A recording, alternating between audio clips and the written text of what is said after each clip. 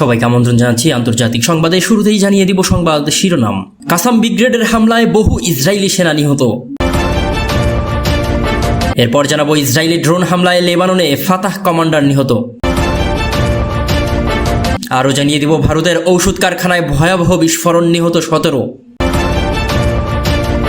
এরপরেই জানাবো শেখ মুজিবকে নিয়ে বিস্ফোরক মন্তব্য পাকিস্তানের প্রধানমন্ত্রীর। আরও জানিয়ে দিব অস্ত্র নিয়ন্ত্রণ চুক্তি নিয়ে রাশিয়ার সঙ্গে আলোচনা করতে পারেন ট্রাম্প। আর সর্বশেষে জানাবো গাজায় যুদ্ধবিরতি নিয়ে বাইডেন নেতানিয়াহুর ফোন আলাপ। জানাচ্ছিলাম সংবাদ শিরোনাম, এবার থাকবে বিস্তারিত। কাসাম ব্রিগেডের হামলায় বহু ইসরায়েলি সেনা নিহত হয়েছে। ফিলিস্তিনের স্বাধীনতাকামী সংগঠন হামাসের সামরিক শাখা কাসাম ব্রিগেড খান ইউনুসের উত্তরে হামলা চালিয়ে একটি টানেল উড়িয়ে দিয়েছে। পাশাপাশি একটি আল ইয়াসিন 105 মিসাইল দিয়ে ইসরায়েলি ট্যাঙ্কে লক্ষ্যবস্তু করেছে। বুধবার গাজায় যুদ্ধবাজ বর্বর ইসরায়েলি বাহিনীর বিরুদ্ধে নতুন করে এই হামলা চালায় কাসাম ব্রিগেড। এতে বহু ইসরায়েলি সেনা হতাহত হয়েছে বলেও দাবি করেছে হামাসের একটি শাখা।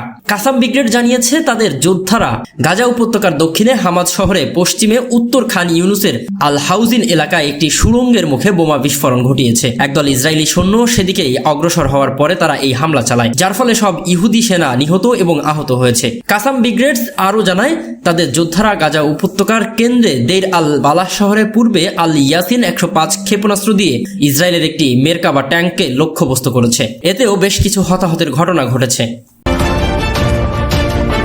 এদিকে ইসরায়েলি ড্রোন হামলায় লেবাননের ফাতাহ কমান্ডার নিহত।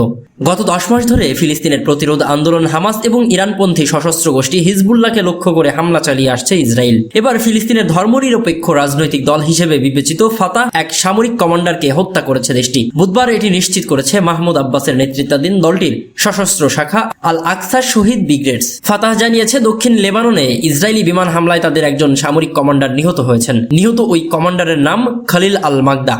ফাতাহ কমান্ডারের নিহতের বিষয়টি নিশ্চিত করেছে লেবাননের রাষ্ট্রীয় ন্যাশনাল নিউজ এজেন্সিও। সংবাদ মাধ্যমটি জানিয়েছে সিডনের ভিলাস এলাকায় একটি ইসরায়েলি ড্রোন তার গাড়িতে আঘাত করলে আল মাকদা নিহত হন। ইসরায়েলি সামরিক বাহিনীর অভিযোগ, হিজবুল্লাহ এবং ইরানের ইসলামিক বিপ্লবী গার্ড কার্পের সঙ্গে ইসরায়েল বিরোধী তৎপরতায় যুক্ত ছিলেন আল মাকদা এবং তার ভাই মুনির। ফিলিস্তিনে হামাসের পাশাপাশি শক্তিশালী রাজনৈতিক দল হিসেবে বিবেচনা করা হয় আল ফাতাহকে। হামাস চায় ইসরায়েলের ধ্বংস আর ইসরায়েলকে উৎখাত করে নিজেদের ভূখণ্ডে স্বাধীনতা ফিরিয়ে আনতে। অন্যদিকে ফাতাহ চায় ইসরায়েলের সঙ্গে সমঝোতা করে টিকে থাকতে। প্রথম দিকে ফাতাহর উদ্দেশ্য ছিল ফিলিস্তিনদের মুক্ত করার জন্য একটি ইসরায়েলের বিরুদ্ধে সশস্ত্র সংগ্রাম। পরবর্তীতে তাদের রাজনৈতিক দলের মতাদর্শের পরিবর্তন আসে। চলতি বছরের জানুয়ারিতে ঐক্যের সরকার গঠনে ঐতিহাসিক চুক্তিতে পৌঁছে ফাতাহ ও হামাস। এদিকে ভারতের ঔষধ কারখানায় ভয়াবহ বিস্ফোরণ, নিহত 17।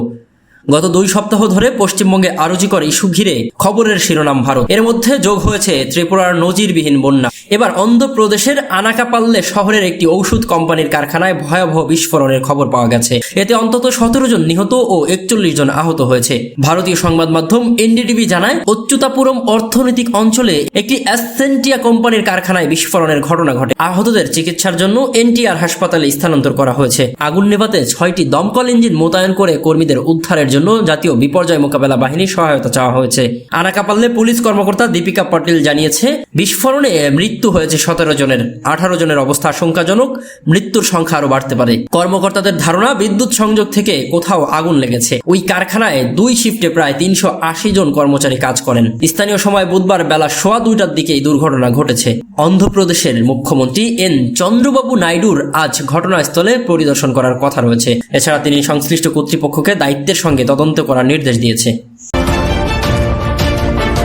এদিকে শেখ মুজিবকে নিয়ে বিস্ফোরক মন্তব্য পাকিস্তানের প্রধানমন্ত্রীর। ছাত্র জনতার আন্দোলনের মুখে গত 5 আগস্টে শেখ হাসিনা সরকার পতনের পর রাজধানী সহ সারা দেশে প্রায় 1,500 ভাস্কর্য, রিলিফ ভাস্কর্য, মুরাল ও স্মৃতিস্তম্ভ ভাঙচুর, অগ্নিসংযোগ ও উপড়ে ফেলা হয়েছে। এসব ভাস্কর্য ও মুরালের বেশিরভাগই ছিল শেখ মুজিবুর রহমানের স্বাধীনতা সংগ্রাম ও মুক্তিযোদ্ধা কেন্দ্রিক।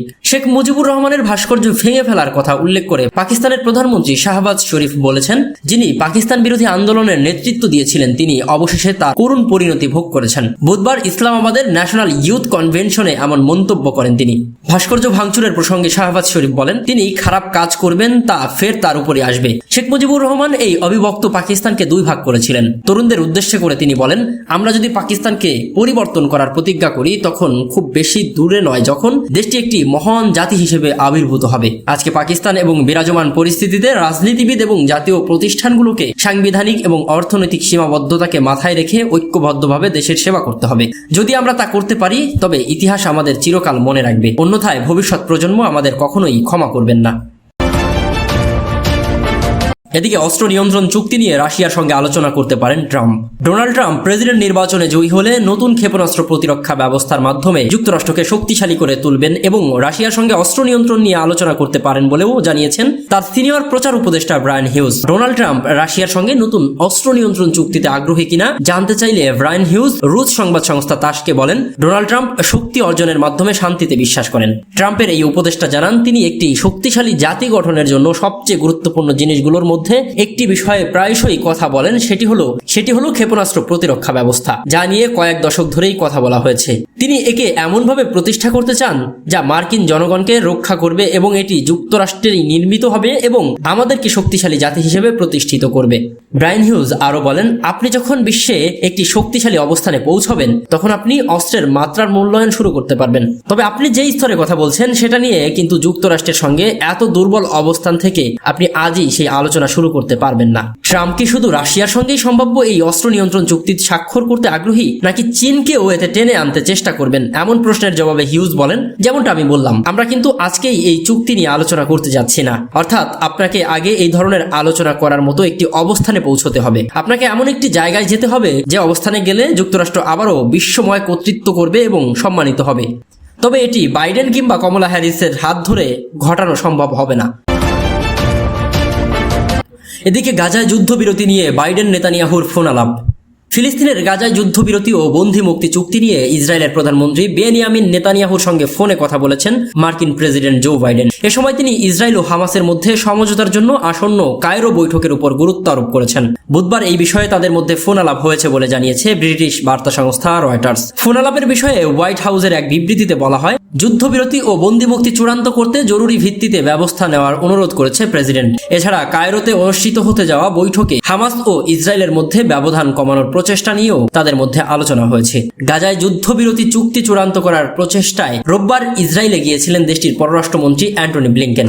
এই সফরে ইসরায়েল, কাতার ও মিশরের মধ্যস্থতাকারীদের সঙ্গে আলোচনা করেন তিনি, কিন্তু চুক্তির সম্ভাবনা অনিশ্চিত রেখেই মঙ্গলবার দেশে ফিরে যান। চুক্তির বিষয়ে কায়রোতে আবারও আলোচনায় বসতে যাচ্ছে মধ্যস্থতাকারীরা। বিবৃতিতে আরো বলা হয়েছে, ইরান, হামাস, হিজবুল্লাহ ও হুতি সহ সবার হুমকি থেকে ইসরায়েলকে নিরাপত্তা দেওয়ার নিশ্চয়তা দিয়েছেন বাইডেন। তেহরানে 31 জুলাই হামাস নেতা ইসমাইল হানিয়ার নিহত হওয়াকে কেন্দ্র করে ইসরায়েলের উপর প্রতিশোধ নেওয়ার অঙ্গীকার করেছে ইরান।